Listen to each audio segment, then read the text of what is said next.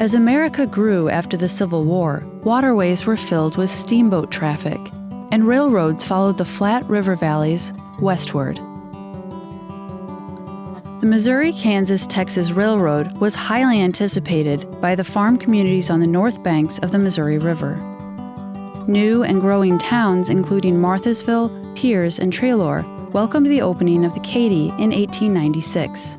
In Treloar, a grand brick building housed a new mercantile, selling goods of all kinds, while offering rooms for boarders on the second floor and the new Farmers Bank next door. Sadly, the bank failed during the Depression, and the mercantile closed its doors as well. After sitting quietly for more than 75 years, the Treloar Mercantile opened its doors again in October 2018 for a special one-day event. Welcome to the St. Louis Storytelling Festival Special Edition.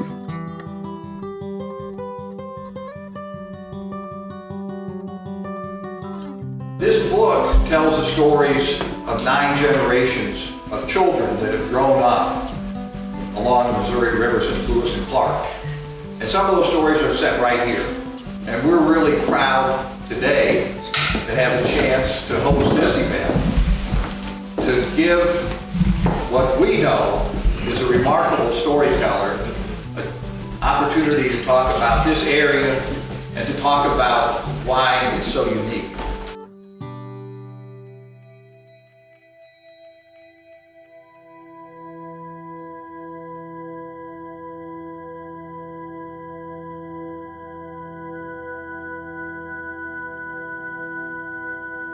And I'm amazed how many people I meet from the broader St. Louis region who don't even know about the St. Louis Storytelling Festival.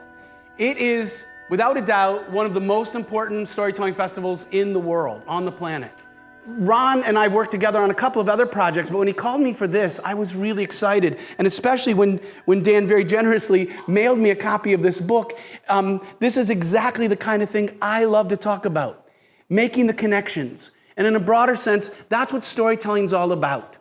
You know, put down the electronic device, let's be genuine, let's connect, let's be real, and let's make a very heart-to-heart, personal connection with this place, with this landscape, with that great flowing river. Steamboat coming,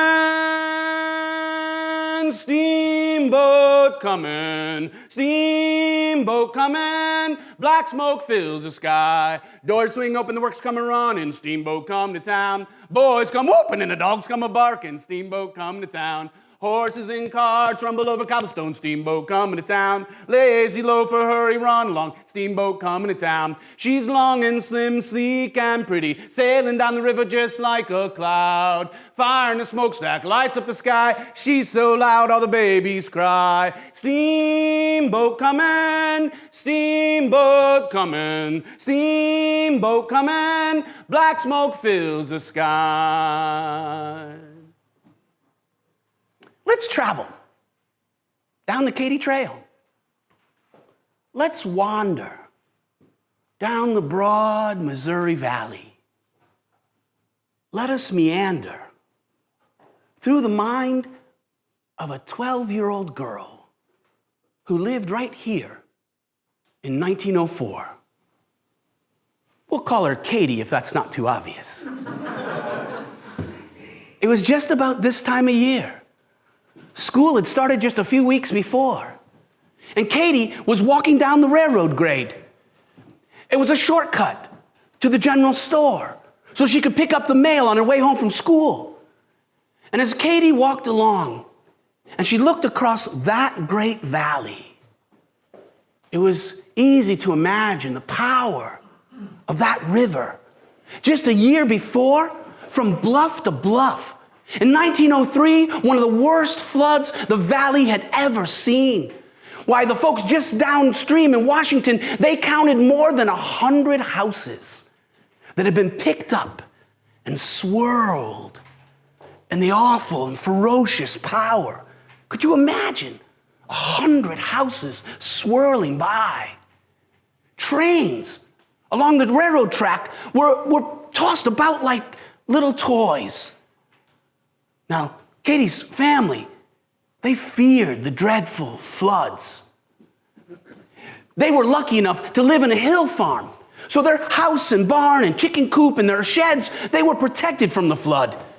But it seemed every several years they'd put in their crop in the fertile alluvial fill of the river bottom, and the river would wash it away.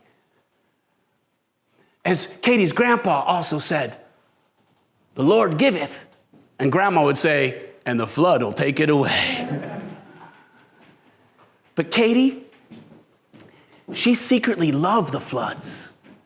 To see the power, can you imagine that river stretching from that distant bank all the way across the valley?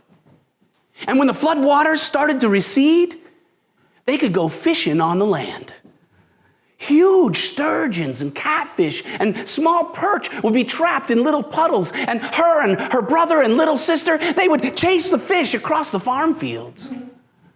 And Grandpa did have to admit, it was the alluvial fill, those regular floods, that made the soil some of the richest in the world. Katie stopped along the railroad grade, as she did almost every day, to place her hand upon this ancient bur oak. And when she felt the rough texture of the bark under her fingers, her hand and arm, her whole body seemed to tingle with the memories of this tree. Rumor has it, it was planted 100 years ago when Lewis and Clark first came up this river. Her grandpa told her that there were once great flocks of passenger pigeons that would darken the skies for days, and Katie couldn't help but wonder if they had roosted in this tree when it was young, if they had eaten the acorns. She loved to imagine the cackle and song of the Carolina parakeet. A tropical bird had appeared, bright green and yellow, long tail feathers. They surely landed here in this tree. She knew that Daniel Boone had crossed this valley, and Lewis and Clark and the Osage Indians before them. These were the thoughts of a little girl. Steamboat coming, steamboat coming, steamboat coming, black smoke fills the sky. Captain is as calm as a kitten sleeping, steamboat coming to town. Everybody else is running and leaping, steamboat coming to town. Load and unload 2 tons of freight, steamboat coming to town. Roustabout driven by a cussing mate, steamboat coming to town. She's long and slim, sleek and pretty, sailing down the river just like a cloud. Fire in the smokestack lights up the sky, she's so loud all the babies cry. Steamboat coming, steamboat coming, steamboat coming, black smoke fills the sky.